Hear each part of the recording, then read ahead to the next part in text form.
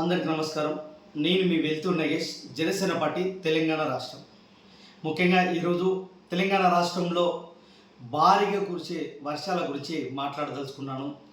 ముఖ్యంగా హైదరాబాద్ ప్రజలు చాలా భయాందోళనకరంగా ఉన్నారు. ఎందుకంటే ఆయా వర్షాలు వచ్చిన ప్రతిసారి కూడా హైదరాబాదు ఒక సముద్రంలాగా జలమయం అవుతున్నది. ఇది ఖచ్చితంగా ప్రకృతి యొక్క తప్పిదం కాదు, ఖచ్చితంగా మనం ఒప్పుకోవాల్సిందే. ఇది ఒక ప్రభుత్వాల యొక్క అసమర్థత పాలన.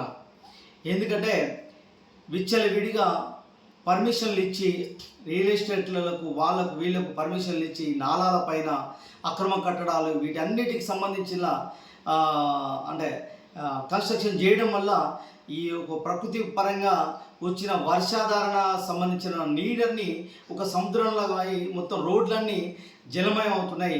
ప్రజలందరూ ఎక్కడికి వెళ్ళాలో తెలియక, మాన్యువల్స్ ఎక్కడున్నాయో తెలియక బయటికి వెళ్ళిన ప్రజలు ప్రాణాలు అరిచేతులు పెట్టుకొని భయపడుతున్నారు. అంటే మనం గమనించాల్సిన విషయం ఏంటంటే, ప్రభుత్వాలు చొరవ తీసుకొని ఎక్కడైతే ప్రమాదకరమైన పరిస్థితులు ఉన్నాయో ఖచ్చితంగా ప్రభుత్వం చొరవ తీసుకొని అక్కడ ప్రభుత్వ పరంగా అన్ని సౌకర్యాలు ఇవ్వాలని చెప్పి జనసేన పార్టీ నుండి కోరుతున్నాం. ముఖ్యంగా లోతట్టు ప్రాంత ప్రజలందరూ కూడా అప్రమత్తంగా ఉండాలి. ప్రభుత్వము వచ్చి పనిచేస్తారని కాకుండా మనం ప్రొడక్షన్ మనం కూడా చేసుకోవాలి.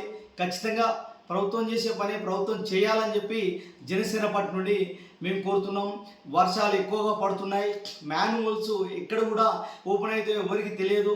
కాకపోతే నాణ్యత లోపించి ఉన్న కొన్ని మాన్యువల్స్ కూడా ఓపెన్ అయ్యే అవకాశం ఉన్నాయి. చాలామంది కూడా ఇంతకుముందు మాన్యువల్స్లో పని చనిపోయారు కూడా. కాబట్టి అర్థం చేసుకొని ప్రజలందరూ కూడా అప్రమత్తంగా ఉండాలని చెప్పి కోరుతున్నాం.